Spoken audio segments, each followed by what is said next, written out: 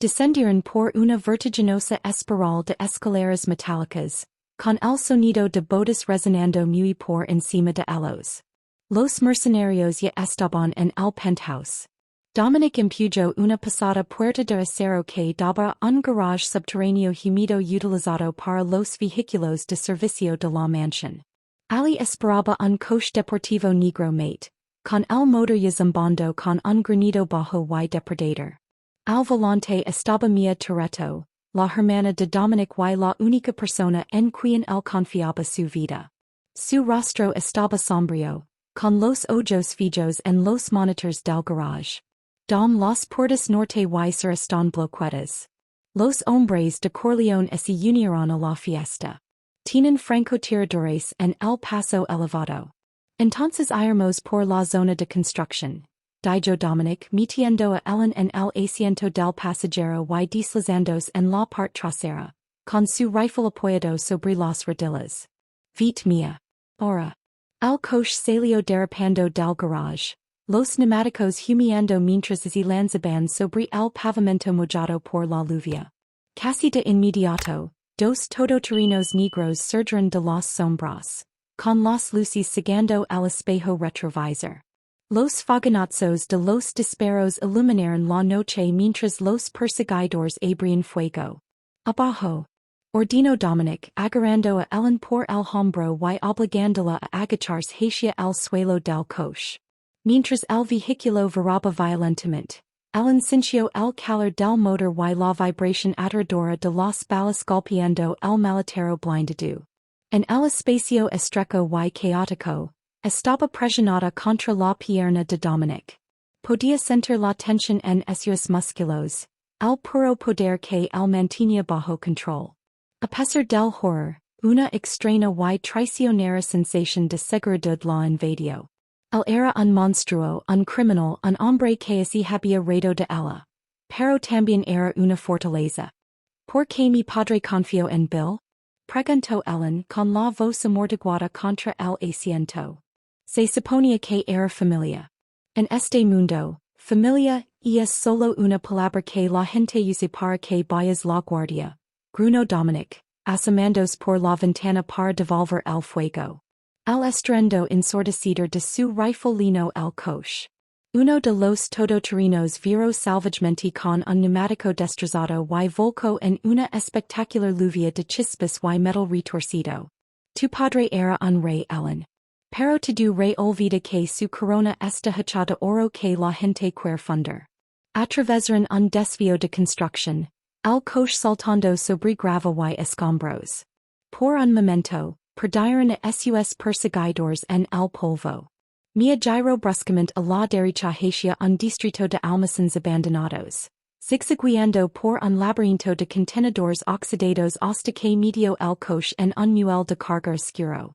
Cambiamos de coche aquí, dijo Mia con la voz temblando ligeramente. Toda la ciudad está en llamas. El consejo ha puesto una recompensa de 50 millones de dólares por su cabeza. Viva o muerta pero viva paga el doble. Dominic bajo levando a Ellen con él. La guió hacia un sedán polvoriento y común. El camuflaje perfecto para una ciudad bajo asedio. Pero antes de que pudieran moverse, la inmovilizó contra el costado del coche, con las manos a cada lado de su cabeza. El silencio del almacén era pesado, interrumpido solo por el lamento lejano de las sirenas. La Biblia negra, dijo Dominic, con los ojos clavados en los de ella. Bill dijo que tú tienes las slaves. Que quiso Decker? Ellen desvió la mirada, con el corazón acelerado. No es una lave. Es una secuencia. Mi padre tenía memoria fotográfica. Me enseñó números, patrones, música. Me dijo que si alguna vez olvidaba el vals que me enseñó lo perdería para siempre. No me di cuenta hasta esta noche de que el vals es el código. Los pasos, el ritmo, es la combinación de la bóveda donde se guarda el libro contable. La expresión de Dominic se suavizó. Un raro destello de sorpresa genuina cruzó sus rasgos. Un baile de salón como lave biométrica. Tu padre era un genio. Y un bastardo paranoico. Quería protegerme, susurró ella. Penso que esa yo era la única que lo sabía estaría a salvo. No así dio cuenta de que eso me convertía en un blanco. Dominic alargó la mano, su pulgar rozando de nuevo la línea de su mandíbula, pero la crueldad del salón de baile había desaparecido. Había un calor incipiente y peligroso entre ellos. Una atracción nacida de la proximidad de la muerte. Y no eres un blanco Ellen. Eres una socha. No me importa el dinero ni el libro. Me importa el hecho de que intentaron lavarse algo de mi casa. Mientes, dijo ella aunque su voz carecía de convicción. ¿Quieres el poder que trae ese libro? ¿Quieres ser el que gobierne el consejo? Quiero ser el que siga vivo para ver el amanecer, replicó él, con el rostro a centímetros del de ella. Y ahora mismo, eres la única persona en el mundo que hace que eso parezca una meta que vale la pena tener. El momento fue interrumpido por el clic metálico de un arma siendo amartillada. De las sombras de los contenedores salió Beatrix Kiddo, con su cabello rubio brillando bajo la luz tenue. Sostenía una katana en una mano y una pistola en la otra. Dijo Beatrix con voz fría. El consejo lamo. Me ofrecieron un asiento en la mesa si la entrego. Sabes que soy una profesional. No me obligues a matar a mi jefe favorito. Beatrix, dijo Dominic sin moverse un ápice. Siempre has sido una profesional. Pero también eres lista. ¿Crees que el consejo cumple sus promesas? Una vez que tengan a la chica y el libro, solo serás una testigo que necesitan eliminar. Correr el riesgo con ellos antes que con un hombre que ha perdido la cabeza por una bibliotecaria. Supió Beatrix. La tensión en el almacén era un peso físico. Ellen miró a ambos.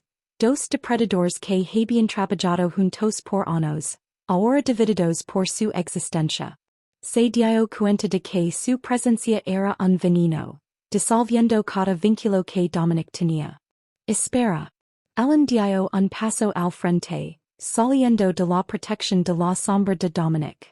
Beatrix Marame. ¿Crees que soy solo una chica? Mi padre era Frank Costello. Crecí observando a hombres como tú. Sé cómo termina esto para los leales. Si me leves ante ellos estarás muerta por la mañana. Pero si no ayudas, te dar lo suficiente ese libro para que compres tu propio pez. Era una apuesta. Un feral desesperado y de alto riesgo. Durante un minuto largo y agónico, el único sonido fue el goteo de agua de una tubería. Los ojos de Beatrix parpadearon, los engranajes de la autopreservación girando tras su mirada gelada. El momento fue interrumpido por el clic metálico de un arma siendo amartillada. De las sombras de los contenedores salió Beatrix Kiddo, con su cabello rubio brillando bajo la luz tenue. Sostenía una katana en una mano y una pistola en la otra. Dijo Beatrix con voz fría. El consejo lamo. Me ofrecieron un asiento en la mesa si la entrego. Sabes que soy una profesional. No me obligues a matar a mi jefe favorito. Beatrix, dijo Dominic sin moverse un ápice. Siempre has sido una profesional. Pero también eres lista. ¿Crees que el consejo cumple sus promesas? Una vez que tengan a la chica y el libro, solo serás una testigo que necesitan eliminar. Correr el riesgo con ellos antes que con un hombre que ha perdido la cabeza por una bibliotecaria. Supió Beatrix. La tensión en el almacén era un peso físico. Ellen miró a ambos. Dos depredadores que habían trabajado juntos por años, ahora divididos por su existencia. Se dio cuenta de que su presencia era un veneno, disolviendo cada vínculo que Dominic tenía. Espera. Ellen dio un paso al frente, saliendo de la protección de la sombra de Dominic. Beatrix Marame. ¿Crees que soy solo una chica? Mi padre era Frank Costello. Crecí observando a hombres como tú. Sé cómo termina esto para los leales. Si me leves ante ellos estarás muerta por la mañana. Pero si no ayudas, te dar lo suficiente ese libro para que compres tu propio pez. Era una apuesta. Un feral desesperado y de alto riesgo. Durante un minuto largo y agónico, el único sonido fue el goteo de agua de una tubería. Los ojos de Beatrix parpadearon, los engranajes de la autopreservación girando tras su mirada gelada. El aroma pesado y sofocante de puros caros y colonia con dejos metálicos de sangre y aferraba a las cortinas de terciopelo del salón de la mansión Blackwood. Aquello no era una fiesta. Era una guarida de leones y Ellen Ripley era la única que no tenía garras. Se encontraba cerca de los pilares dorados, con los dedos hundidos en la seda de un vestido que sencha como un siderio. Cada salida estaba bloqueada por hombres de mirada gelada y pistoleras ocultas bajo trajes de lana amagida. Ella solo quería volver a casa. Al polvo silencioso de su biblioteca, lejos de la mirada depredadora de la élite del inframundo. Pero en este mundo, el hogar era un privilegio que se compraba con el alma, y Ellen estaba actualmente en la bancarrota. Antes de contarles como esta mujer tranquila puso de rodillas un imperio con un solo paso. Hola a todos los que nos están viendo. Es verdaderamente maravilloso tenerlos aquí en nuestro círculo de historias. Y sí que nos ven desde las buliciosas calles de Nueva York, los tranquilos suburbios de Londres o las hermosas costas de Lagos. Espero que se encuentren muy bien hoy. Si on no lo han hecho, por favor presionen el botón de suscripción y unanse nuestra familia. Significa el mundo para mí y nos ayuda a mantener vivas estas historias. ¿Cómo se sienten todos hoy? Cuéntenme en los comentarios desde donde nos ven. Me encanta leer sus historias tanto como a mí me gusta contar las mías. El air en la habitación se enfrió de repente. El murmullo de la conversación murió en un silencio respetuoso y aterrorizado. Estaba aquí. Dominic Toretto, el hombre dueño de las sombras de la ciudad y de las vidas de todos los que las habitaban, descendió por la gran escalera. No caminaba, merodeaba. Sus ojos, oscuros como una medianoche de invierno, escanearon la sala con una indiferencia aburrida y little hasta que se posaron en ella. Ellen intentó encajarse en las sombras de la columna, pero era demasiado tarde. Él había olvidado su miedo, y para un hombre como Dominic, el miedo era la cosecha más embriagadora de la sala. Se acercó a ella y la multitud se abrió como el mar rojo. Se detuvo a un cabello de distancia. Su presencia era abrumadora, con un aroma a sandalo y amenazas antiguas y tachitas. Miró sus manos temblorosas y luego su rostro pálido y desafiante. Una sonrisa cruel y burlona torció sus labios. Una mirada que había precedido la queda de Reyes. Has estado merodeando por la puerta toda la noche ratoncita. La voz de Dominic era una vibración baja y ronca que pareció sacudir los mismos huesos de Ellen. Dime. La compañía de los hombres más poderosos de la ciudad no es suficiente para una chica que huele papel viejo y desesperación? Solo quiero irme a casa. Susurró Ellen, con la voz quebrada pero los ojos firmes. No pertenezco aquí. Nunca lo hice. Dominic soltó una carcajada. Un sonido oscuro y melódico que envió escalofríos de puro hielo por su columna. Alargó la mano y, con un dedo enguantado, delineó su mandíbula. Un gesto que era a la vez una caricia y una amenaza. Nadie abandona la gala Blackwood hasta que yo diga que la noche ha terminado. Pero soy un hombre de caridad. ¿Quieres tu libertad? ¿Quieres arrastrar de vuelta a tu pequeña vida de silencio? Dio un paso atrás, señalando la extensión vacía y pulida de la pista de baile. La orquesta, presentiendo su humor, mantuvo los arcos en un silencio tenso y vibrante. Si bailas este vals conmigo, si puedes seguir mi ritmo sin tropezar con tu propia insignificancia. Te dejaré ir yo mismo que mi chofer leva cualquier puerta que lames hogar. Así burló Dominic, con los ojos burlando ante la anticipación de humilarla.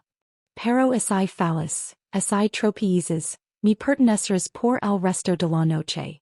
Y te aseguro Ellen, que mi salón de baile es mucho más amable que mi sótano. Un jadio colectivo recorrió a los espectadores. Bailar con Dominic era bailar con el mismísimo diablo. Era un maestro del movimiento. Un hombre que usaba el vals para imponer dominio y quebrar sus parejas. El esperaba que el lograra. Esperaba que suplicara. Esperaba que así colapsara bajo el peso de su mirada. El miró hacia la puerta y luego volvió a mirar al monstruo de Esmaquin. Sintió el peso de un secreto guardado profundamente en su pecho. El recuerdo de una vida antes del silencio. Una historia que Dominic Toretto no podía conocer. No parecía una chica que supiera moverse. Parecía una chica a punto de romperse. Un vals, dijo Ellen, con voz repentinamente firme, resonando en el salón silencioso. Y luego me voy a casa. Su palabra, señor Toretto. Mi palabra es la única ley en esta ciudad, respondió él, extendiendo una mano que sentia como una trampa cubierta de terciopelo. Mientras ella ponía su mano pequeña y fría sobre la de él, las primeras notas de un vals inquietante y complejo empezaron a brotar de los violins. Era una pieza diseñada para confundir al aficionado, un ritmo que cambiaba como arenas movedizas. Dominic la atrajo hacia sí, su mano apretando su cintura con una fuerza que lastimaba, listo para lanzarla a una espiral de vergüenza pública. Pero cuando sonó el primer compás, ocurrió algo que hizo que el air desapareciera de la habitación. Ellen Ripley no trapezó. No tembló. Su espalda se volvió de acero, levantó la barbilla y, al dar el primer paso no solo lo siguió, se anticipó a él. Había una gracia letal en su movimiento, un fuego oculto que de repente incendió la atmósfera gelada de la sala. La sonrisa de Dominic vaciló. Aceleró el paso, sus movimientos se volvieron agresivos, probando su equilibrio, tratando de forzar el error. Pero Ellen se deslizaba, sus pies apenas tocaban el suelo, sus ojos fijos en los de él con una intensidad repentina y aterradora. Este no era el baile de una víctima. Era el baile de un depredador que se había estado escondiendo a plena vista. ¿Quién era esta mujer? Donde aprendió una bibliotecaria tranquila a moverse con la precisión de una asesina de alta alcurnia? ¿Y por qué mientras giraban más y más rápido por el centro del poder del inframundo, Dominic Toretto sintió, por primera vez en su vida, que él no era quien tenía el control? El vals apenas acababa de empezar, y el secreto que Ellen estaba a punto de decidir haría más que ganar un viaje a casa. Estaba a punto de reducir todo su mundo a cenizas. Antes de ver si Beatrix elige la lealtad o la codicia, quiero escucharlos. Si estuvieran en el lugar de Beatrix, aceptarían el asiento en la mesa del consejo o confiarían en una mujer que acaban de conocer? Cuéntame en los comentarios. Y si están conteniendo el aliento como yo, asegúrense de suscribirse para ver cómo termina este enfrentamiento. Lentamente Beatrix bajó su arma. El consejo es descuidado. De todos modos, nunca me gustó su paquete de beneficios. Miró a Dominic. Pero si hacemos esto lo hacemos a mi manera. Necesitamos salir de la ciudad, y conozco un camino por los viejos muelles que no está en ningún mapa. Dominic asintió, con una sonrisa sombría tocando sus labios. Miró a Ellen con un nuevo nivel de respeto en sus ojos. Tienes una lengua de plata, princesa. Vimos si tus pies pueden seguir el ritmo. Subieron al sedán y el motor rugió. Mientras aceleraban hacia los muelles, el primer rastro de luz gris comenzó a filtrarse en el cielo. Se dirigían al corazón de la tormenta, y cuando Ellen sintió la mano de Dominic cubrir la suya en el asiento, supo que no había vuelta atrás. El vals se había convertido en un sprint, y la línea de meta estaba cubierta de sangre. La casa de seguridad era un diente dentado de hormigón y barras de refuerzo oxidadas que sobresalía de los acantilados empapados de niebla de la costa Blackwood. Antiguamente una estación de ferro, Dominic la había convertido en un búnker táctico hace años. Un lugar donde el mundo terminaba y sus reglas comenzaban. Al era que era espiso por al salator del Atlántico y el olor agudo y metálico de las armas que Beatrix limpiaba en ese momento sobre la mesa de roble marcada. Dentro la atmósfera era una cámara presurizada de verdades no dichas. Dominic se movió hacia una pair de monitors. Sus dedos volando sobre el teclado mientras evitaba encriptations satelitales. Ellen permanecía junto a la estrecha ventana, observando las olas romper contra las rocas abajo. Se sentía como esas olas, destrozada contra algo inamovable una y otra vez. El libro contiable no está en un banco, Dominic, dijo Ellen, con voz apenas audible por el rugido del océano. Y no está en una bóveda. Mi padre no confiaba en el acero. Solo confiaba en las cosas que la gente da por sentadas. Dominic levantó la vista de la pantalla, con esos ojos oscuros buscando los de ella. La intensidad de su mirada ya no era una amenaza, era un vínculo. El vals, dijo él. Dijiste que los pasos eran el código. Pero un código tiene que desbloquear algo físico. Desbloquea la memoria, dijo Ellen girándose para enfrentarlo. Los pasos son un dispositivo mnemotécnico. Mi padre pasó años enseñándome ese baile específico. Cada giro correspondía a una coordenada. Cada inclinación era un dígito. Él sabía que si alguna vez lo mataban, el consejo rastrearía la tierra buscando un libro. No buscarían a una chica que simplemente recordaba como bailar con su padre en la cocina. Dominic se puso de pie, caminando hacia ella con un paso lento y deliberado. Muéstramelo. Tenemos la secuencia de la gala, pero te detuviste cuando estaban las ventanas. Termina el baile, Ellen. Dame las coordenadas y podré terminar con esto. Puedo borrar al consejo del mapa antes de que encuentren este acantilado. Antes de que pudiera responder, la puerta del bunker sitio al abrirse. Bill Cutting entró flanqueado por dos de los soldados más confiables de Dominic. Parecía maltrecho con el traje desgarrado, pero había un brillo en su mirada que hizo que a Ellen se le erizara la piel. Soltó el maletín de cuero que traía sobre la mesa. Lo encontré, dijo Bill mirando a Dominic. La paisa que faltaba. Mientras tú llegabas al caballero andante con la chica, yo regresé a la antigua propiedad de los Costello.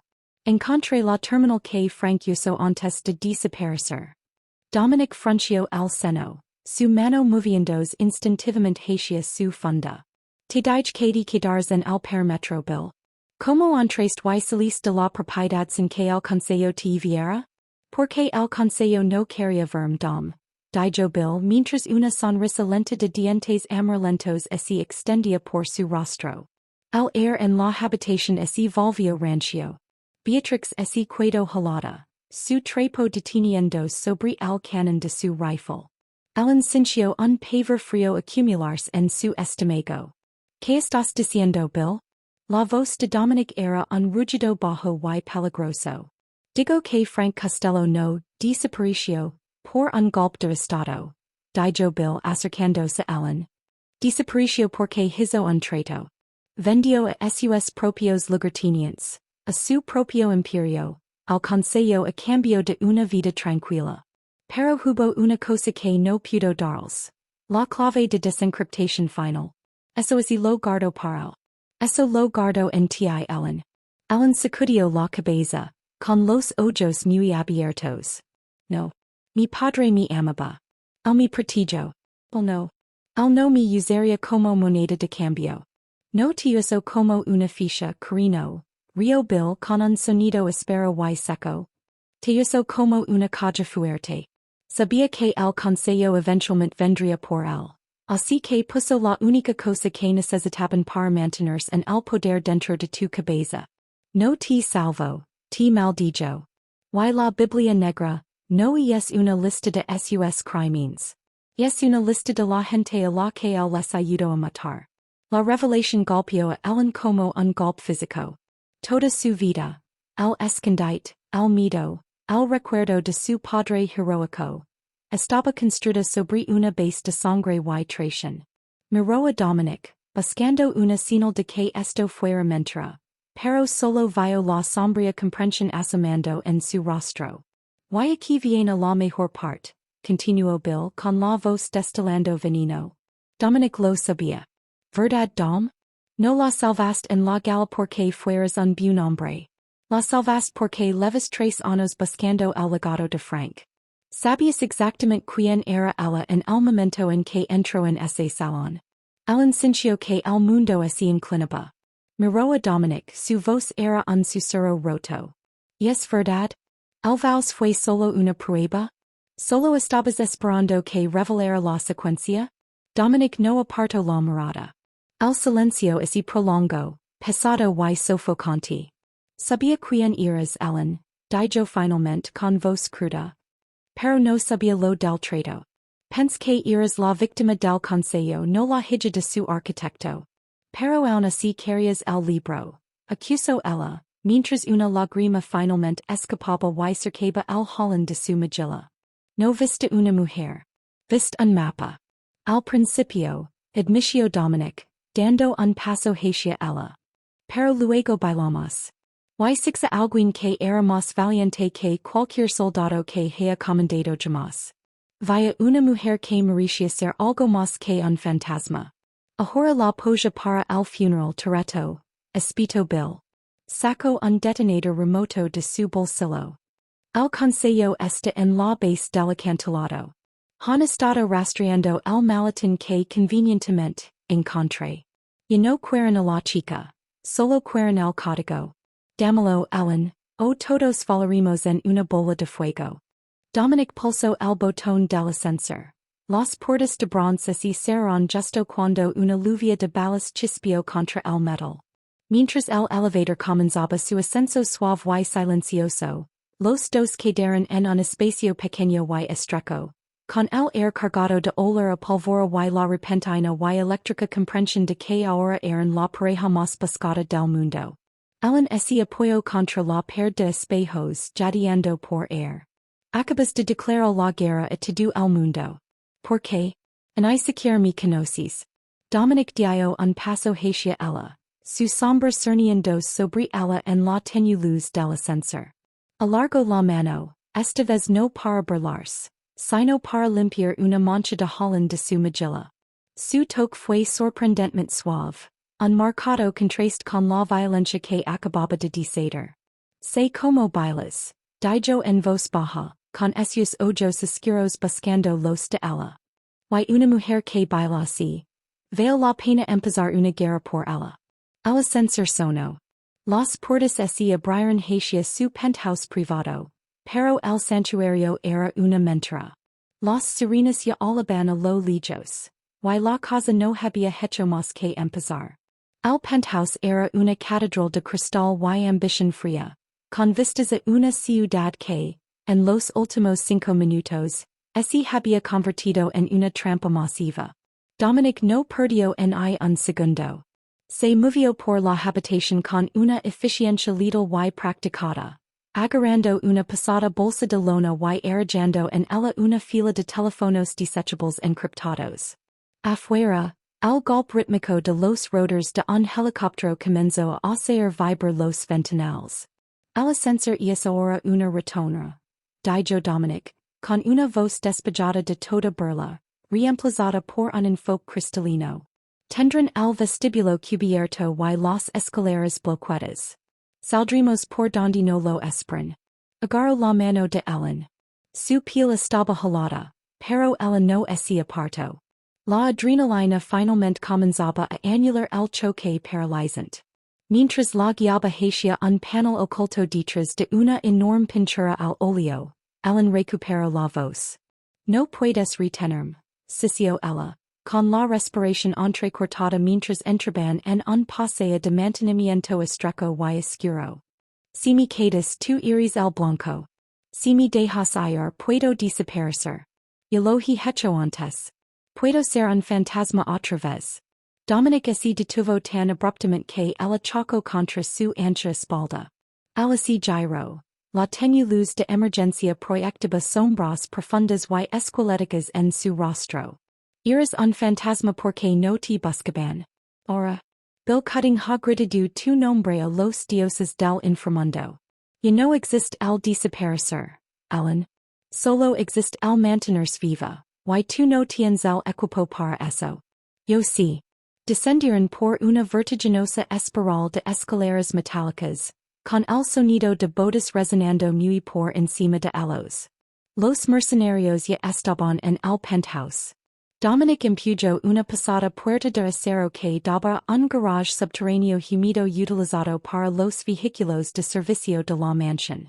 Ali esperaba un coche deportivo negro mate, con el motor ya zumbando con un granido bajo y depredador. Al volante estaba Mia Toretto, la hermana de Dominic y la única persona en quien él confiaba su vida. Su rostro estaba sombrío, con los ojos fijos en los monitores del garage. Las puertas norte y sur están bloqueadas. Los hombres de Corleone se unieron a la fiesta. Tienen francotiradores en el paso elevado. Entonces iremos por la zona de construcción. Dijo Dominic metiendo a Ellen en el asiento del pasajero y deslizandos en la parte trasera, con su rifle apoyado sobre las rodillas. Vite mía. Ahora.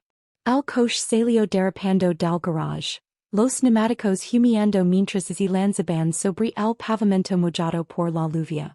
Casi de inmediato, dos todoterrenos negros surgieron de las sombras, con las luces cegando el espejo retrovisor. Los fogonazos de los disparos iluminaron la noche mientras los perseguidores abrían fuego. Abajo.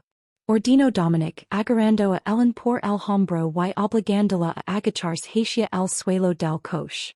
Mientras el vehículo viraba violentamente, Ellen sintió el calor del motor y la vibración aterradora de las balas golpeando el maletero blindado. En el espacio estrecho y caótico, estaba presionada contra la pierna de Dominic. Podía sentir la tensión en sus músculos, el puro poder que él mantenía bajo control. A pesar del horror, una extraña y traicionera sensación de seguridad la invadió. Él era un monstruo, un criminal, un hombre que se había reído de ella. Pero también era una fortaleza. ¿Por qué mi padre confió en Bill? Preguntó Ellen con la voz amortiguada contra el asiento. Se suponía que era familia. En este mundo, familia es solo una palabra que la gente usa para que vayas la guardia. Gruñó Dominic, asomándose por la ventana para devolver el fuego. El estruendo ensordecido de su rifle llenó el coche. Uno de los todoterrenos viró salvajemente con un neumático destrozado y volcó en una espectacular lluvia de chispas y metal retorcido. Tu padre era un rey, Ellen. Pero tu rey olvida que su corona está hecha de oro que la gente quiere fundar. Atravesaron un desvío de construcción, el coche saltando sobre grava y escombros. Por un momento, perdieron a sus perseguidores en el polvo.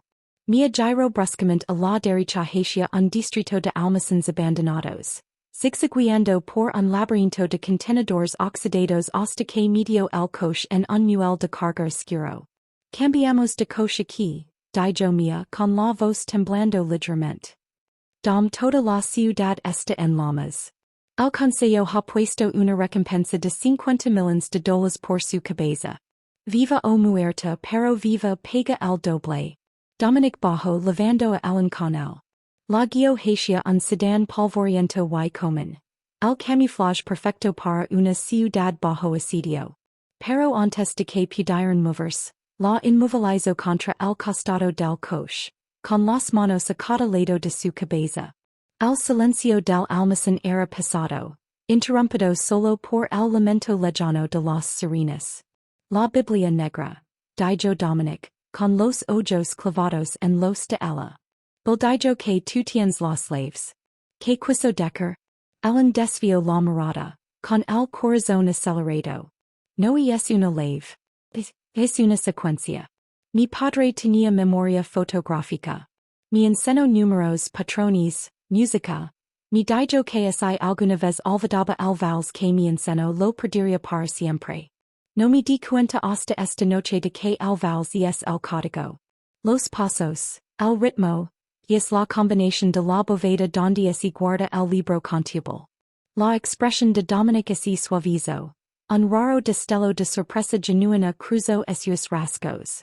Un baile de salón como lave biométrica. Tu padre era un genio. Y un bastardo paranoico. Quería protegerme, susurró ella. Pensó que así yo era la única que lo sabía estaría a salvo. No así dio cuenta de que eso me convertía en un blanco. Dominic alargó la mano, su pulgar rozando de nuevo la línea de su mandíbula. Pero la crueldad del salón de baile había desaparecido. Había un calor incipient y peligroso entre ellos. Una atracción nacida de la proximidad de la muerte. Ya no eres un blanco Ellen. Eres una socha. No me importa el dinero ni el libro. Me importa el hecho de que intentaron lavarse algo de mi casa. Mientes, dijo ella aunque su voz carecía de convicción. ¿Quieres el poder que trae ese libro? ¿Quieres ser el que gobierne el consejo? Quiero ser el que siga vivo para ver el amanecer, replicó él, con el rostro a centímetros del de ella. Y ahora mismo, eres la única persona en el mundo que hace que eso parezca una meta que vale la pena tener. El salón era un borrón de pan de oro y rostros de predadores, pero para Ellen Ripley, el mundo así había reducido a la fricción de la palma de Dominic contra su espalda. Para los espectadores, ella era un milagro de competencia repentina. Una ratoncita que había encontrado el paso. Pero para Ellen, cada paso era un doloroso viaje por un camino de recuerdos bordado de cristales rotos. Ella no era solo una bibliotecaria.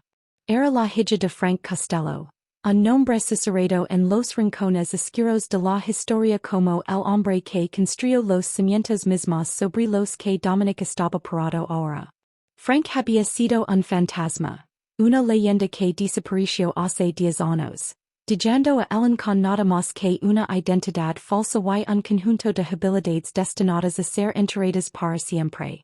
Su deseo más profundo no era solo irse casa, era seguir siendo invisible. En este mundo ser nada era ser casada, y al bailar, ella estaba encendiendo una bengala en medio de un océano oscuro.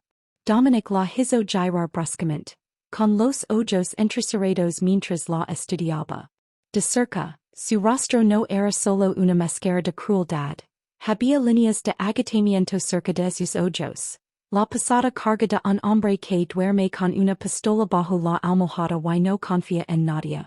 Estás conteniendo el aliento Ellen, murmuró Dominic, bajando el tono de su voz y perdiendo parte de su burla. Una mujer que baila así no así pasa la vida acomodando libros. Has sido entrenada. Ese postra. Es el estilo del viejo mundo. Quien te enseñó a mover como una reina en una habitación llena de asesinos? Mi padre, susurró ella, y la verdad es que lo escapó antes de que pudiera evitarlo. Él me enseñó que la pista es el único lugar donde no puedes mentir. Tus pies cuentan la historia que tu boca tiene demasiado miedo de decker. En una esquina del salón, Ellen devisó a Beatrix Kiddo, la jefa de seguridad de Dominic. Beatrix era una mujer cuya elegancia era un velo fino sobre una capacidad letal para la violencia. No miraba el baile por entretenimiento. Estaba analizando el centro de gravedad de Ellen, su alcance, la forma en que sus ojos escaneaban la habitación incluso mientras duraba. La mano de Beatrix rondaba la parte baja de su espalda, donde habitaba una pistola con silenciador. Lo que estaba en juego ya no era solo un vals. Se trataba de supervivencia. Si Dominic se daba cuenta de quién era el padre de Ellen, ella no regresaría a casa en una limusina. Sería llevada al sótano, del que él había bromado, un lugar donde los secretos se extraen como dientes. Tu padre tenía buen gusto, comentó Dominic apretando ligeramente el lugar y atrayéndola hasta que el corazón de ella martilló contra su pecho. Pero olvidó enseñar una cosa. Nunca muestras tus cartas a un hombre al que le gusta postar. A su lado, los otros pilares de poder de la ciudad observaban como buitres. Ali estaba Vito Corleone, un jefe rival que llevaba años buscando una debilidad en la armadura de Dominic. Él vio la forma en que Dominic miraba a Ellen. no con el abrimiento de un rey, sino con el enfoque repentino y agudo de un hombre que ha encontrado un rompecabezas que no puede resolver. La conexión entre el capo y la bibliotecaria se estaba convirtiendo en lo más peligroso de la sala. El sintió un destello de impacia que no quería. Vio como los demás miraban a Dominic. Con miedo, con codicia, con cuchillos ocultos. Él era el sol de este sistema solar oscuro, y todos esperaban que se apagara. Su miedo se estaba transformando en algo más. Una atracción extraña y magnética hacia el peligro que él representaba. Era un monstruo sí, pero era la única persona en años que realmente la había visto. ¿Por qué haces esto, Dominic? Preguntó ella, usando su nombre de pila por primera vez. La transición fue perfecta. Un pivot que los puso pecho contra pecho. Podrías tener a cualquier mujer en este salón. ¿Por qué burlarse de la que no tiene nada? ¿Por qué? Dijo él con la voz tensándose mientras la guiaba a través de una secuencia de pasos asombrosamente rápida. En una habitación llena de gente con máscaras, tú eres la única cuya máscara y es realmente interesante. Afirmas que no tienes nada, Ellen, pero te mueves como si fueras la dueña del aire mismo que respiro. El secreto que guardaba, la ubicación de los libros de contabilidad de su padre, la Biblia negra, del inframundo. Quemaba en su mente. Si Dominic supiera que ella era la clave de la seguridad definitiva de su imperio, nunca la dejaría ir tenía que terminar este baile y desaparecer antes de que la intriga se convirtiera en un interrogatorio. Pero mientras la música crecía en un crescendo de cuerdas, ella se dio cuenta con una sacudida de terror de que no quería soltar su mano. Dominic se inclinó, con el aliento cálido contra su oído. El vals este mitad de camino ratoncita. Pero creo que ambos sabemos que no volverás a tu biblioteca esta noche. Te has despertado y el mundo está mirando. Una puerta oculta al fondo del pasillo tuyo a la bursa. Y un hombre que Ellen reconoció de su infancia. Un hombre que había traicionado a su padre, salió a la luz. La primera semilla del conflicto había sido plantada. El pasado ya no estaba detrás de ella. Estaba en la habitación y estaba armado. El vals ya no era una burla. Se había convertido en una conversación en un lenguaje que solo ellos dos hablaban. Pero justo cuando los violins alcanzaban su punto máximo, las pesadas puertas de roble al fondo del salón no solo se abrieron, sino que fueron derribadas por el peso de un hombre que parecía un fantasma regresado de una tumba poco profunda. Bill Cutting, un hombre cuyo rostro era un mapa de cicatrices y viejas venganzas, trapezó bajo la luz de las arañas de cristal. Alguna vez fue el lugarteniente más confiable de su padre, el hombre que arropaba a Ellen en la cama con historias de viajes de negocios, antes de ayudar a orquestar el golpe que envió a su familia a las sombras. Su presencia fue como un rayo en una habitación llena de pólvora. No se suponía que estuviera vivo, y ciertamente no se suponía que estuviera aquí, en la gala privada de Dominic Toretto. La música no se detuvo pero vaciló. Los músicos sintieron el cambio repentino en el oxígeno de la sala. Dominic no rompió el vals. Mantuvo su mano firmemente en la cintura de Ellen, girándola con una precisión fría y calculada para que su espalda quedara hacia el pilar y ella estuviera protegida por su imponente figura. Sus ojos, sin embargo, permanecieron fijos en el intruso. Dominic. Rugió Bill con voz ronca y humida. Apretaba un maletín de cuero contra su pecho como si fuera una reliquia sagrada. Vienen por ella. La alianza se ha roto. Saben lo de la chica. Ellen sintió que la sangre abandonaba su rostro. La chica. No podía referirse a ella. Había pasado una década barrando cada rastro del apellido Costello. Había vivido en un apartamento de una habitación impregnado del aroma a vanilla y papel viejo, sin hablar con nadie, sin levantar la mirada. Pero cuando los ojos frenéticos de Bill recorrieron la habitación y se posaron en ella, girando en los brazos del hombre más poderoso de la ciudad, su expresión pasó del terror una mueca espantosa y triunfante.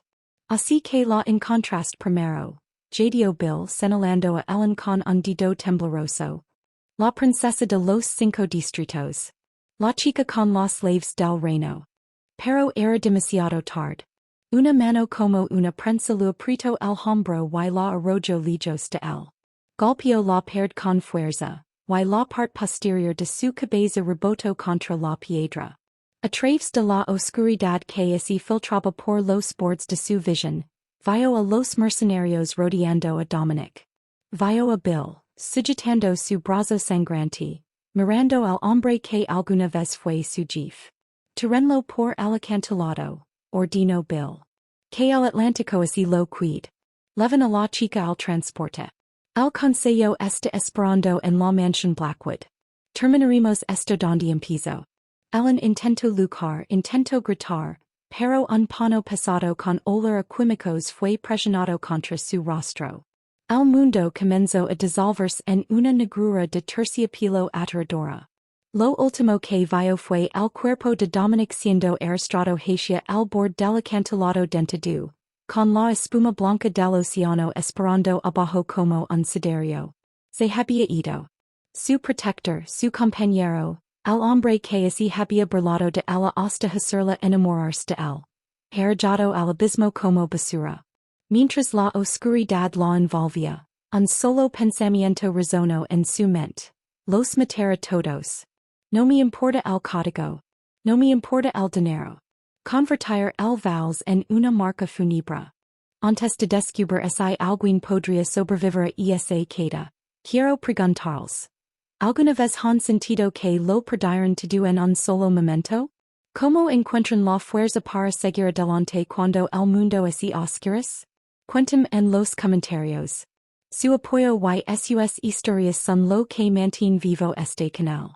Si les conmovió el dolor de Ellen, por favor suscríbanse y quédense con nosotros. Ellen despertó en una habitación fría y estral. Estaba atada a una silla, con los pies descalzos sobre el suelo de mármol. Y no estaba en un búnker. Estaba en el corazón de la mansión Blackwood, el lugar exacto donde comenzó el vals. Frente a ella se sentaba el alto consejo, 12 hombres en las sombras. Y Bill cutting con el brazo en capistrello sosteniendo un metronomo. Tic-tac princesa, susurró Bill. La música está sonando. Es hora de bailar.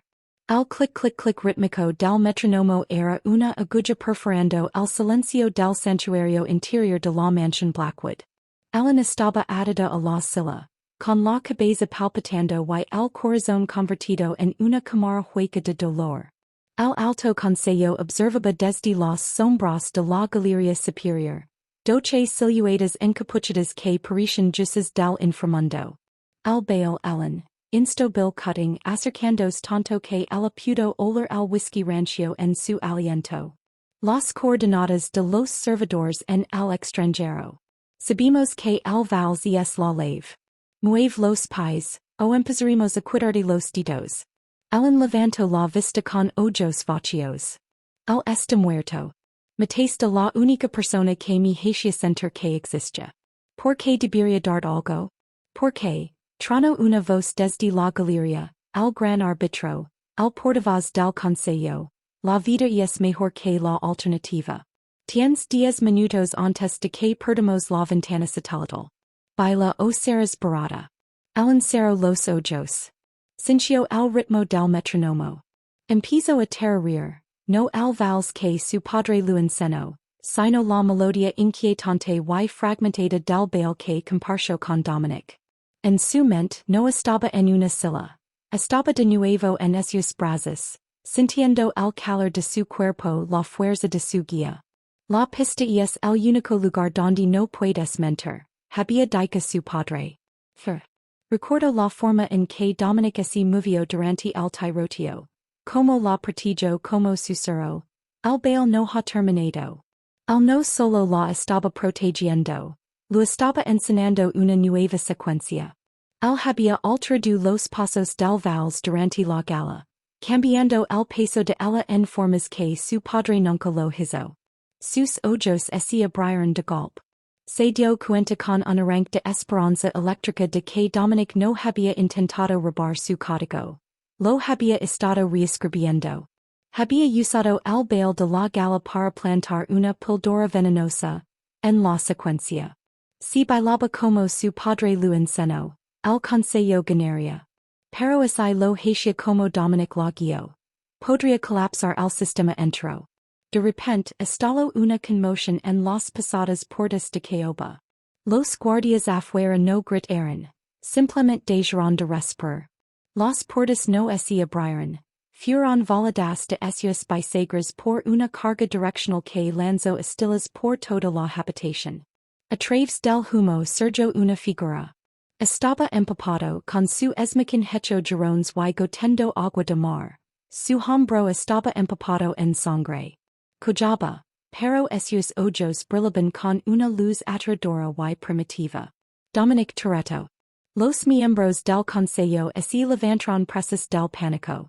Bill Cutting buscó torpmente su arma, con el rostro del color de la ceniza. Imposible. Nadie sobrevive esa queda. Las corrientes, las rocas. Soy un hombre difícil de matar, Bill. Jadio Dominic con una voz que sonaba como grava triturada. Y tengo muy buena memoria. Detrás de el aparicio Beatrix Kiddo, con la cabeza vendada pero con su katana desenvainada y reluciente. Había escapado del transporte y parecía lista para recuperar el tiempo perdido. Dom. Gritó Ellen, con una esperanza en su voz capaz de romper la atmósfera opresiva. No te muevas, Ellen, ordenó Dominic sin quitar la vista de Bill. Camino hacia el centro de la sala. El mismo suelo donde se habían burlado el uno del otro por primera vez. ¿Quieres el código, Bill? ¿Quieres las llaves del reino? Elati la star.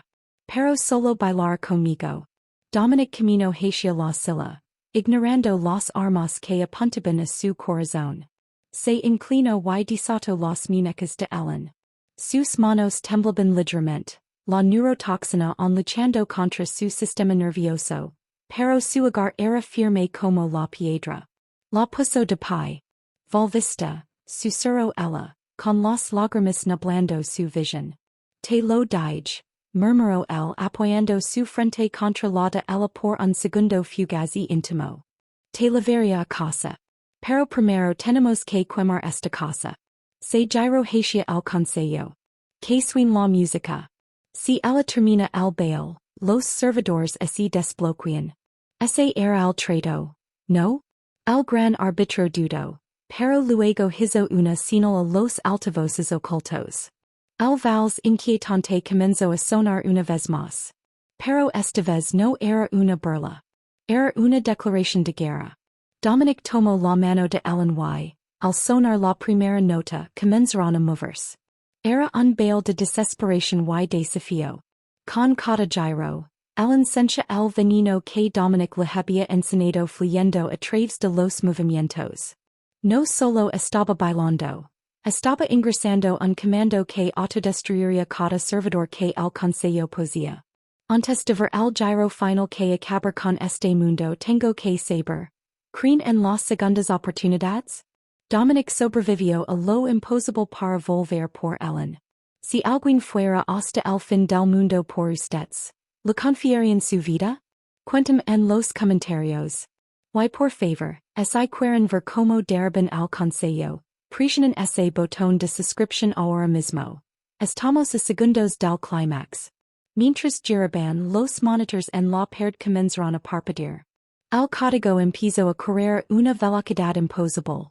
No con el dorado de una transferencia bancaria, sino con el rojo furioso de un colapso del sistema. Esperen, gritó Bill dándose cuenta demasiado tarde. Detengan la música. Ella no está ingresando la lave, ella está terminando con esto, gruñó Dominic, lanzando a Ellen en una inclinación final asombrosa que la dejó a centímetros del suelo. El último paso golpeó el mármol como un mazo de juez. La habitación se quedó en tinieblas totales mientras la red eléctrica de toda la mansión, y la red global del consejo, gritaba y moría. El punto de inflexión había pasado. Los cazadores eran ahora la presa. Y Dominic y Ellen finalmente bailaban a su propio ritmo. La oscuridad de la mansión Blackwood duró solo un latido antes de que las luces estroboscópicas de emergencia se activaran, banando el santuario en un pulso frenético y rítmico de luz blanca. El área no estaba lleno de música, sino del chirrido agudo de los servidores colapsando y los gritos desesperados del alto consejo.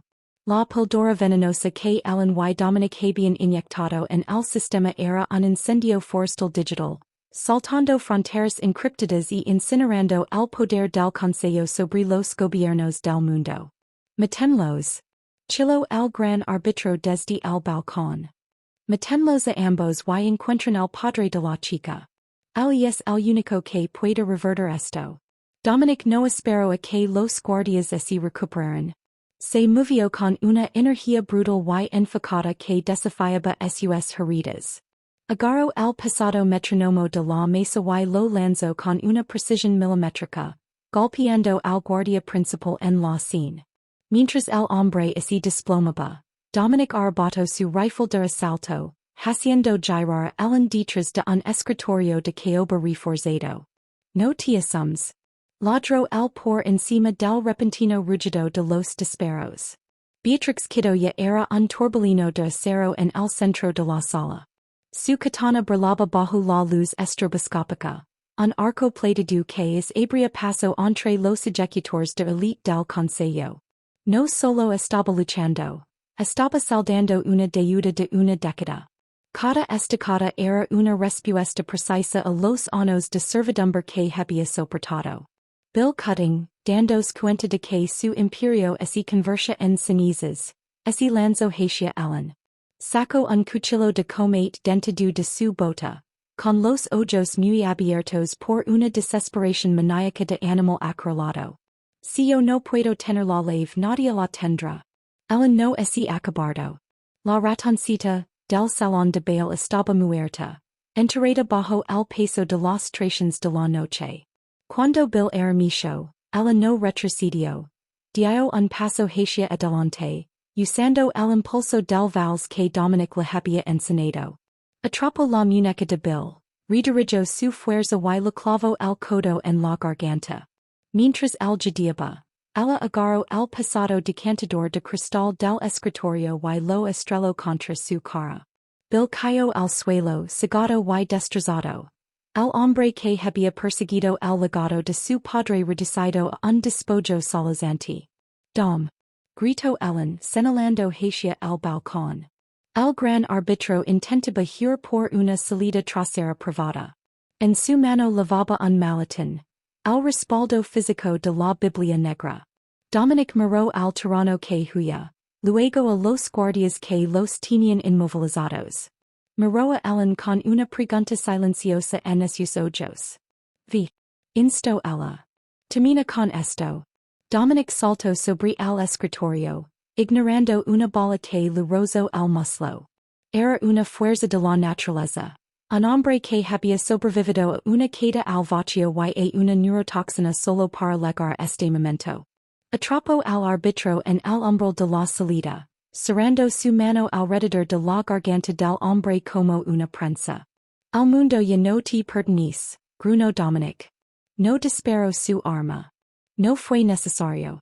Simplemente tomó el maletín y empujó al árbitro hacia atrás, directo a los racks de servidores que colapsaban.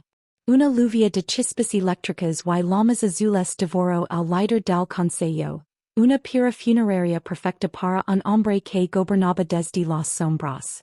Dominic regresó al centro de la sala, con el maletín en una mano y su rifle en la otra.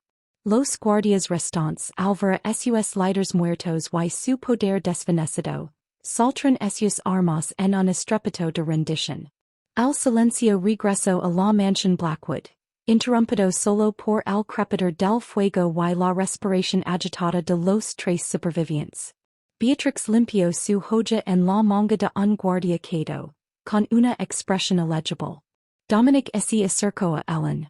Parecía exhausto, su esmaquin era una ruina, su rostro estaba manchado de holón y sangre. Le tendió el maletín. Se acabó Ellen, dijo suavemente. Los registros, los nombres, los tratos que hizo tu padre. Todo esto aquí. Puedes usarlo para comprar tu seguridad para siempre. O puedes quemarlo y finalmente ser el fantasma que querías ser.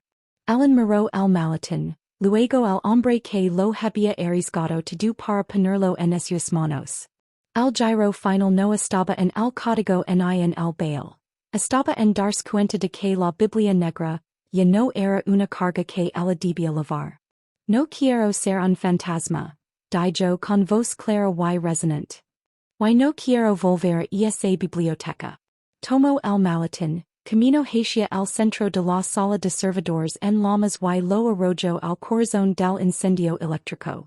El plástico burbujeo, el papel ese encogio y 10 años de secretos ese convirtieron en ceniza gris. El poder del consejo ese había esfumado, no porque fuera robado, sino porque fue destruido. Dominic observó las llamas con una sonrisa lenta y genuina. La primera sonrisa real que Ellen lo había visto. Él extendió su mano y buscó la de ella.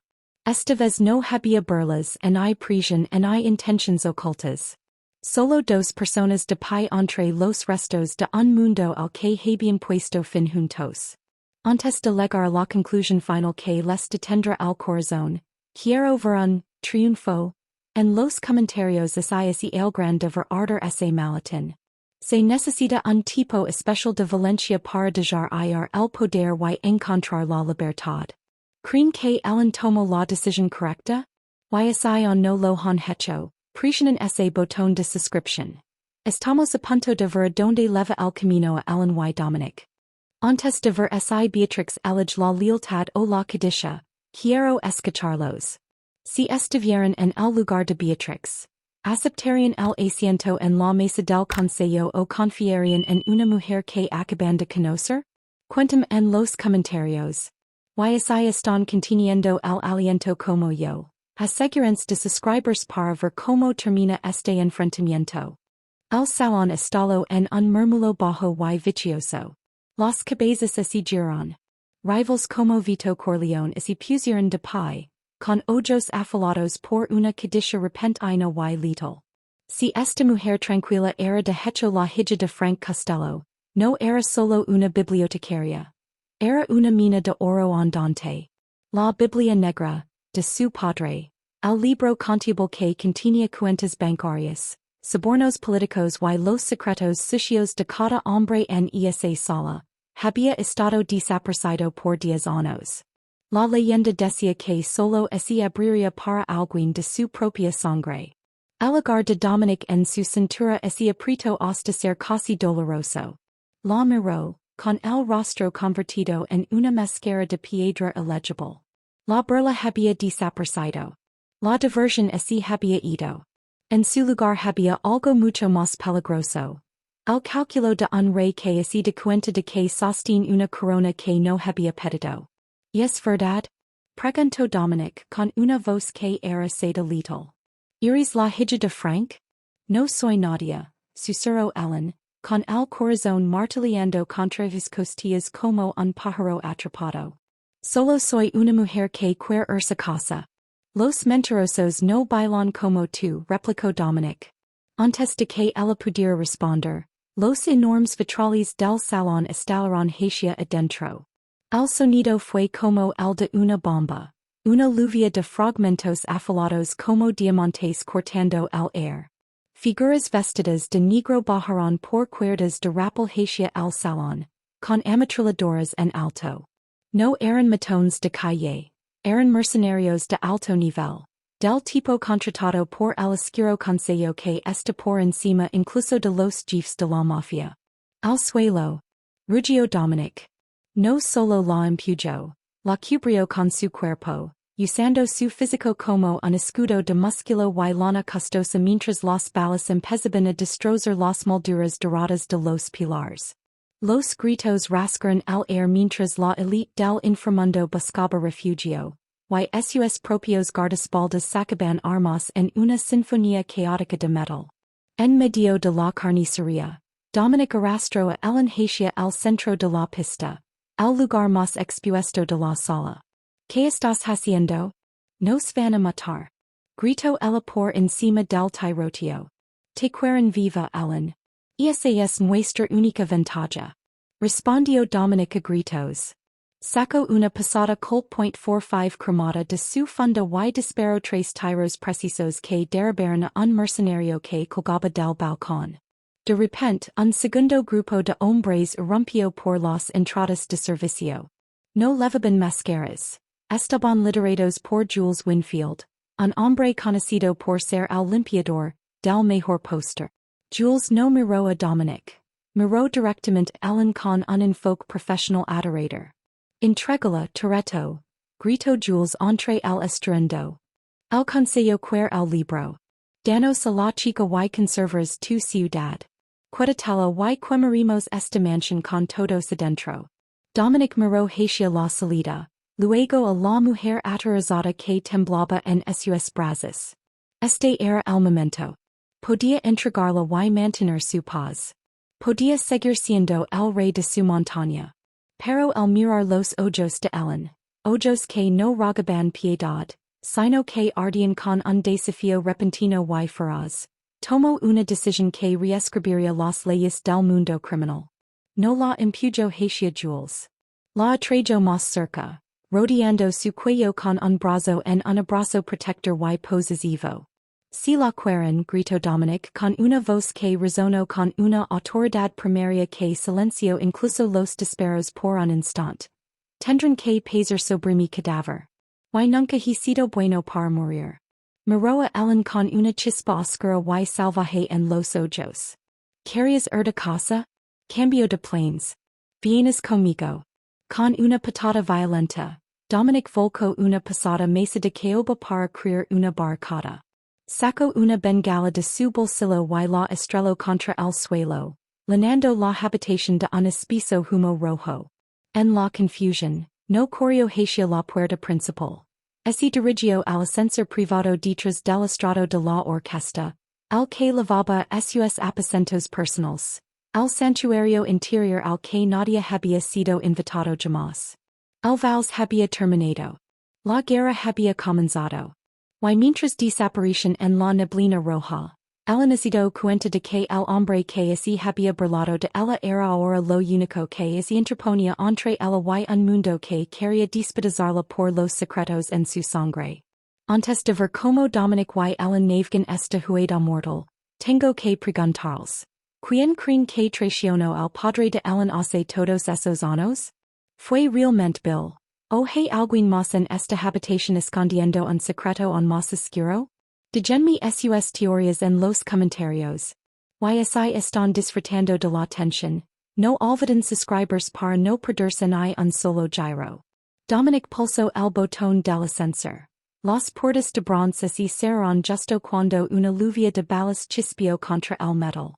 Mientras el elevador comenzaba su ascenso suave y silencioso, los dos quedaron en un espacio pequeño y estrecho, con el aire cargado de olor a pólvora y la repentina y eléctrica comprensión de que ahora eran la pareja más buscada del mundo. Ellen se apoyó contra la pared de espejos jadeando por aire. Acabas de declarar la guerra a todo el mundo. ¿Por qué? Ni siquiera me conoces. Dominic dio un paso hacia ella, su sombra cerniendo sobre ella en la tenue luz del ascensor. Alargó la mano, esta vez no para burlarse, sino para limpiar una mancha de Holland de su mejilla. Su toque fue sorprendentemente suave, un marcado contraste con la violencia que acababa de desatar. Sé como bailas, dijo en voz baja, con esos ojos oscuros buscando los de ella. Y una mujer que baila así. Vale la pena empezar una guerra por ella. El ascensor sonó. Las puertas se abrieron hacia su penthouse privado, pero el santuario era una mentira. Las sirenas ya olaban a lo lejos, y la casa no había hecho más que empezar. El penthouse era una catedral de cristal y ambición fría, con vistas a una ciudad que, en los últimos 5 minutos, se había convertido en una trampa masiva. Dominic no perdió ni un segundo. Se movió por la habitación con una eficiencia letal y practicada, agarrando una pesada bolsa de lona y arrollando en ella una fila de teléfonos desechables encriptados. Afuera, el golpe rítmico de los rotors de un helicóptero comenzó a hacer vibrar los ventanales. El ascensor hizo ahora una retonra. Dijo Dominic, con una voz despejada de toda burla, reemplazada por un enfoque cristalino. Tendrán el vestibulo cubierto y las escaleras bloqueadas. Saldremos por donde no lo esperan. Agarró la mano de Ellen. Su piel estaba helada, pero ella no se apartó. La adrenalina finalmente comenzaba a anular el choque paralizante. Mientras la guiaba hacia un panel oculto detrás de una enorme pintura al óleo, Ellen recuperó la voz. No puedes retenerme, sisió ella, con la respiración entrecortada mientras entraban en un paseo de mantenimiento estrecho y oscuro. Si me quedas tú eres el blanco. Si me dejas ir puedo desaparecer. Y lo he hecho antes. Puedo ser un fantasma otra vez. Dominic se detuvo tan abruptamente que ella chocó contra su ancha espalda. Ella se giró. La tenue luz de emergencia proyectaba sombras profundas y esqueléticas en su rostro. Eres un fantasma porque no te buscaban. Ahora. Bill Cutting ha gritado tu nombre a los dioses del inframundo. Ya no existe el desaparecer, Ellen. Solo existe el mantenerse viva. Y tú no tienes el equipo para eso. Yo sí. En ese momento de traición absoluta, la tensión romántica que se había acumulado entre Dominic y Ellen se transformó en un tipo diferente de vínculo. Una vulnerabilidad compartida de dos personas a las que el mundo les había mentido. Dominic no miró a Bill, miró a Ellen y por primera vez, ella vio al hombre detrás del jefe de la mafia. Era un hombre que había estado buscando una verdad que no existía, igual que ella. Ellen, dijo Dominic ignorando al loco con el detonator. Mentí sobre por qué de traje aquí. Pero no miento sobre esto. No dejaré que de tengan. En I por un libro en I por un reino. Y no me importa el código. Que conmovedor, burló Bill. Pero el consejo no lo importan tus sentimientos. De repente, los monitors detrás de Dominic brillaron en rojo intenso. Los sensores del perímetro estaban gritando. La hora más oscura estaba descendiendo, y el santuario se había convertido en una jaula. Antes de ver cómo sobreviven a esta doble traición, necesito saber qué piensan. ¿Creen que Dominic está siendo sincero, o es solo otra capa de su juego? ¿Y que harían ustedes si descubrieran que toda su vida fue una mentira diseñada por alguien a quien amaban? Digan un comentario abajo y debatamos. Si están tan estresados como yo, asegúrense de suscribirse. Nos dirigimos a la parte más intensa de la historia. Beatrix. Rugió Dominic. En un borrón de movimiento, Beatrix no disparó a Bill. Pateó la mesa para volcarla, protegiendo a Ellen mientras las primeras cargas de demolición detonaban contra las puertas reforzadas del búnker. La explosión los lanzó a todos a la oscuridad. El air llenandos de polvo y de los gritos de los moribundos. A través de la neblina, Ellen sintió un par de brasas fuertes envolviéndola, tirando de ella hacia las sombras de los túneles de mantenimiento. Dominic. El baile no ha terminado, lo susurró al oído, su voz era una promesa de venganza. Pero la música está a punto de volverse muy ruidosa. El mundo no solo terminó. Colapsó en un rugido de calor blanco y piedra pulverizada. La carga de demolición había arrancado por completo el frente del búnker del ferro, lanzando trozos de hormigón que silbaban por el aire como metralla. Las luces rojas de emergencia parpadeaban, proyectando un pulso rítmico y sangriento sobre la carnicería. Un polvo espeso y sofocante llenaba los pulmones, con sabor a cal antiguo y cortata. Los oídos de Ellen zumbaban. Un pitido agudo y solitario que ahogaba el mundo. Sintió que la arrastraban, con los talones raspando el suelo rugoso. Cuando su visión finalmente se aclaró vio a Dominic. Su rostro era una máscara carmesí. Un fragmento de vidrio había abierto un tajo irregular en su sien y la sangre corría por su mejilla, manchando la seda blanca de su cuello. Parecía menos un hombre y más un espíritu vengativo surgiendo de los escombros. Quédate detrás de mí. Gritó él aunque su voz parecía venir de kilómetros de distancia. De repente, el humo fue atravesado por los haces azules de linternas tácticas. El escuadrón de élite del Consejo los ejecutores estaba entrando. No hablaban. Se movían con la letalidad sincronizada y rítmica de una máquina. La voz de Beatrix llegó desde algún lugar a la izquierda, seguida por el ritmo entrecortado de su metralleta. Vienen por el respiradero marino. Nos tienen acorralados. Levar la chica al nivel inferior. Ordino Dominic. Pero mientras se giraba para empujar el hacia la escotilla de servicio, una bala de gran calibre impactó en el pilar de hormigón justo al lado de su cabeza. El impacto lanzó una lluvia de polvo de roca a sus ojos, cegándolo por un segundo crucial. Desde las sombras, Bill Cutting reapareció. No corría. Caminaba con la calma de un hombre que sabía que ya había ganado. En su mano llevaba una pistola de dardos de neurotoxina especializada. Antes de que Ellen pudiera gritar una advertencia, Bill disparó. El dardo se hundió en el hombro de Dominic. Dominic jadeó levando su mano a la herida. Miró a Ellen con los ojos muy abiertos por una impotencia repentina y aterradora. La toxina funcionó al instante, diseñada para paralizar a un hombre de su tamaño en segundos. Sus piernas cedieron y cayó de rodillas, con la respiración pesada y humida. No. Chilló Ellen abalanzándose hacia él. Atrás, princesa. Ese burló Bill, pasando por encima del cuerpo postrado de Dominic. Agarró a Ellen por el cabello, tirando de su cabeza hacia atrás con una violencia que hizo que su visión diera vueltas. El rey ha muerto. Larga vida al consejo. Mater. Jadeó Dominic con los dedos arenando inútilmente al suelo, tratando de arrastrar su cuerpo paralizado hacia ella. Lo, tú. Ni siquiera puedes levantar la cabeza Toretto. Ese mofo Bill, dando una fuerte patada en las costillas a Dominic. El sonido de un hueso rompiéndose resonó en el pequeño espacio. Déjalo ir. Gritó Ellen, luchando contra el lagar de hierro de Bill. Te dar el código. Bailaré para ti y te dire todo. Solo no lo mates. Bill hizo una pausa, con una sonrisa cruel tocando sus labios. O me das el código de todos modos recura. Pero al consejo no le gustan los cabos sueltos.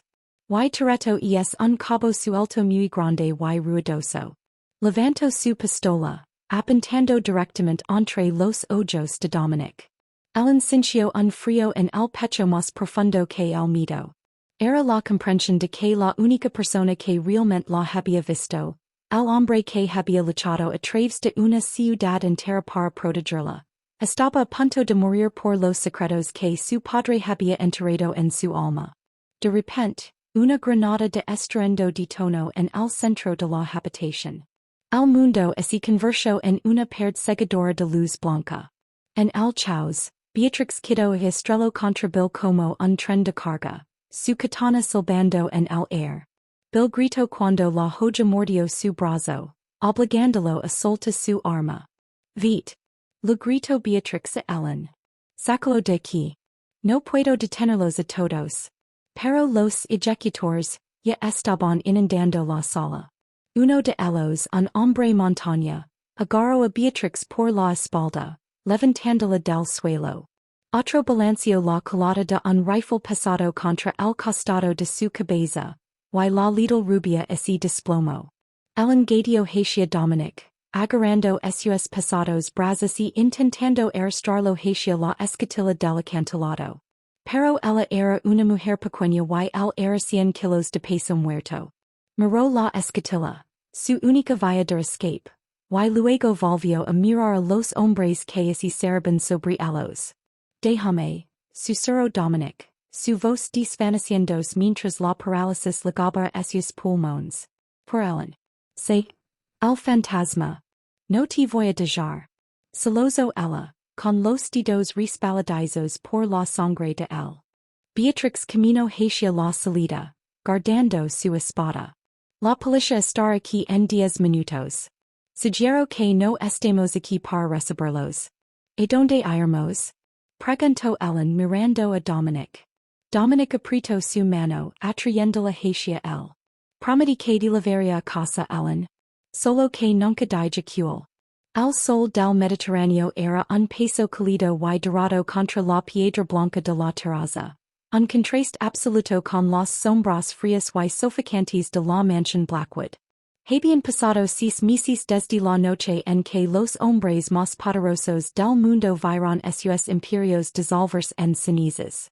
En el pequeño pueblo costero donde el air olía a sal y jasmine en flor, nadie conoce el nombre de Ellen Ripley, y a nadie le importaba la leyenda de Frank Costello.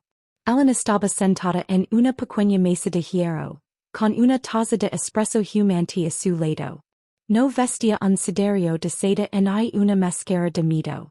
Lavaba un sencillo vestido de lino, con el cabello suelto y movido por la brisa marina. Por primera vez en 10 años no miraba por encima del hombro. Estaba leyendo un libro, no porque así escondiera tras sus páginas, sino porque finalmente tenía la paz para disfrutar de las palabras. Una sombra cayó sobre la mesa familiar y firme. Dominic Toretto así sentó frente a ella. Se veía diferente a la luz del día. Los bordes duros y dentados del jefe de la Mafia así habían suavizado en la tranquilidad de un hombre que finalmente había soltado una carga pesada. La cicatriz en su sien era una línea tenue y platita. Un recuerdo de la noche en que eligió a una persona por encima de un reino. El bote está listo, dijo Dominic. Su voz seguía siendo un rugido bajo y melódico, pero la amenaza áspera había desaparecido. El viento es perfecto para recorrer la costa.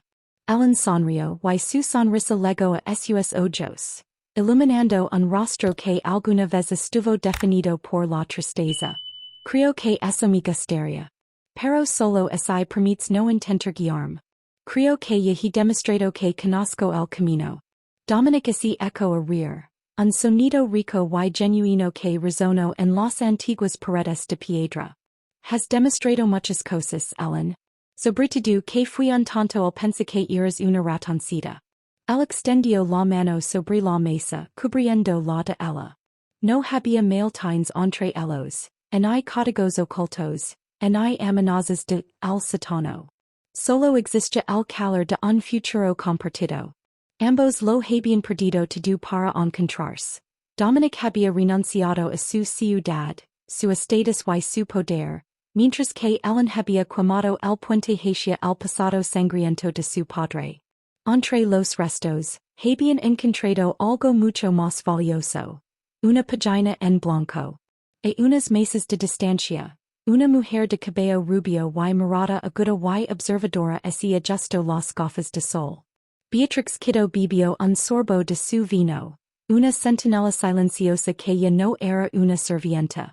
Había usado su parte de las ganancias tras el colapso del Consejo para desaparecer en una vida de lujo tranquilo, pero seguía siendo el puente entre su viejo mundo y el nuevo. Cruzó la mirada con Dominic y asintió una sola vez, con respeto. Las deudas estaban pagadas. La guerra había terminado. ¿Alguna vez lo extrañas? Preguntó Ellen mirando el agua turquesa brillante. El poder. Esa sensación de que la ciudad respiraba cuando tú lo hacías? Dominic siguió su mirada.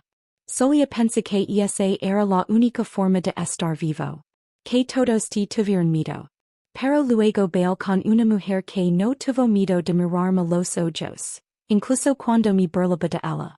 Y me di cuenta de que ser dueño de una ciudad no es nada comparado con ser visto por alguien que realmente conoce tu alma. Él se puso de pie y le ofreció la mano. Era el mismo gesto de la gala, pero esta vez era una invitación a una vida, no un desafío al desastre. Un último baile, Ellen? Preguntó con un destello juguetón en los ojos. No más valses, respondió ella, deslizando su mano en la de él, con los dedos entrelazados con una familiaridad perfecta y practicada. De ahora en adelante nosotros inventamos nuestros propios pasos. Mientras caminaban hacia los muelles, la cámara hacía leja para mostrar el vasto horizonte abierto. Ya no eran fantasmas y ya no eran presas. Eran dos personas que habían salido de las sombras hacia la luz, demostrando que incluso en un mundo construido sobre mentiras, la verdad de un solo corazón puede cambiarlo todo. Muchísimas gracias a todos por acompañarnos en este viaje de 40 minutos lleno de suspenso, traición y, finalmente, redención. Esta historia es un recordatorio de que, sin importar que tan atrapado te sientas por tu pasado o por las expectativas de los demás, tienes el poder de reescribir tu propio código y bailar hacia tu libertad. Antes de que así vayan, tengo una última pregunta para ustedes. ¿Cuál fue el momento de la historia que más los impactó? ¿Fue la revelación sobre el padre de Ellen, o el momento en que Dominic regresó del acantilado? Cuéntenmelo en los comentarios aquí abajo. Si disfrutaron de esta montaña rusa de emociones, por favor presionen el botón de suscripción, denle un me gusta al video y activen la campanita de notifications para que nunca se pierdan otro relato épico. Su apoyo hace posible que sigamos dando vida a estos mundos.